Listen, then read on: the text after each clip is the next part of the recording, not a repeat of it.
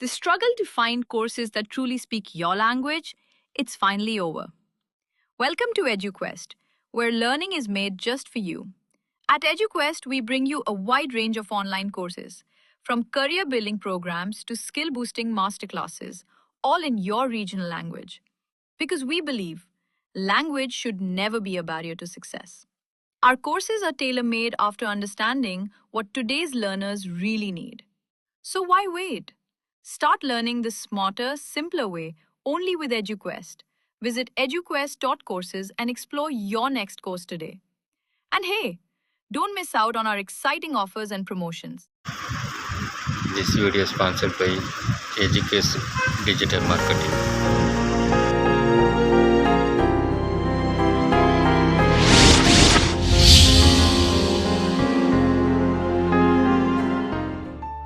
நவீன மருத்துவ உலகில் இன்று அதிகளவில் பயன்படுத்தப்படும் சொற்களில் டயாலிசிஸும் ஒன்று.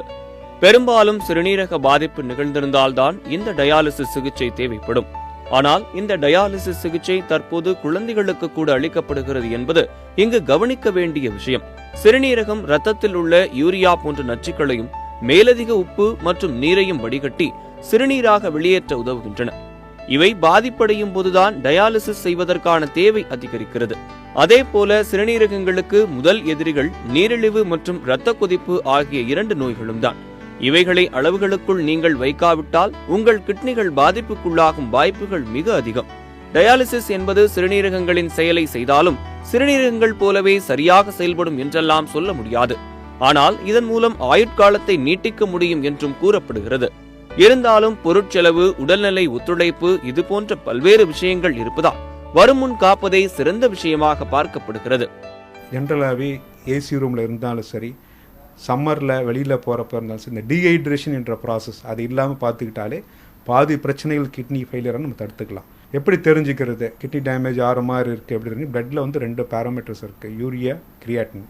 அந்த லெவல் கொஞ்சம் அதிகமாக ஆரம்பித்தாலே அவங்களுக்கு என்ன டெண்டன்சினால இது வந்திருக்கு, பருமனா, சுகரா, பிளட் ப்ரெஷரா, ஸ்மோக்கிங்கா, ட்ரிங்கிங்கா, லைஃப் ஸ்டைலா, பரம்பரை ஜெனட்டிக்காக வருதா, என்ன காரணம்னு பார்த்து அதை ஃபோக்கஸ் பண்ணி அதுக்கு எடுத்த ப்ரிவென்டிவ் மெஷர்ஸ் சொல்லுவாங்க டாக்டர்ஸு. மருந்து மாத்திரைகள் கொடுப்பாங்க. இந்த வாக்கிங் டெய்லி 30 மினிட்ஸ் வாக்கிங்கிறது ப்ரூவ்டு எஃபெக்ட், எல்லாத்துக்கும் நல்லது தான். அந்த எஃபெக்ட்டும் பார்த்துட்டு மாத்திரை மருந்து சாப்பிட்டுட்டு இருக்கிறப்ப இந்த மாதிரி வந்து கிட்னி ஃபெயிலியர் 60-70 வயசுக்கு மேலே பாதிக்கப்படுறதை நம்ம கண்டிப்பாக தடுக்கலாம். அந்த வகையில் சிறுநீரகத்தை பாதுகாக்க என்னென்ன செய்ய வேண்டும், என்னென்ன செய்யக்கூடாது என்பதை தற்போது பார்க்கலாம்.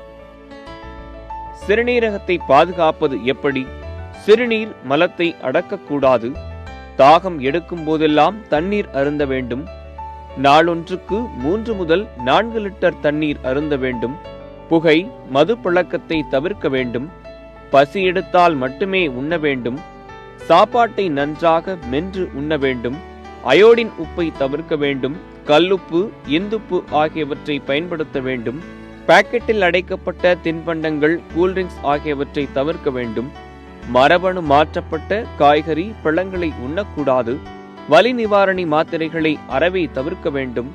மருத்துவரின் ஆலோசனை இல்லாமல் சுயமாக மருந்துகள் வாங்கி உண்ணக்கூடாது. தினமும் நடைபயிற்சி என்பது அவசியமான ஒன்று. தினசரி 7 மணி நேரமாவது உறங்க வேண்டும். நமது உடல்நிலையில் ஏற்படும் மாற்றங்களுக்கும் நோய்களுக்கும் நாமே பொறுப்பு என்பதை உணர்ந்து செயல்பட வேண்டியது அவசியமான ஒன்றாகும். எனவே வருமுன் காப்போம் என்பது போல நமது உணவு, பழக்க வழக்கங்கள் என அனைத்தையும் இயற்கைக்கு மாறாக கொண்டு செல்லக்கூடாது என்பதும் இங்கு எச்சரிக்கை செய்தியாகவே அமைகிறது.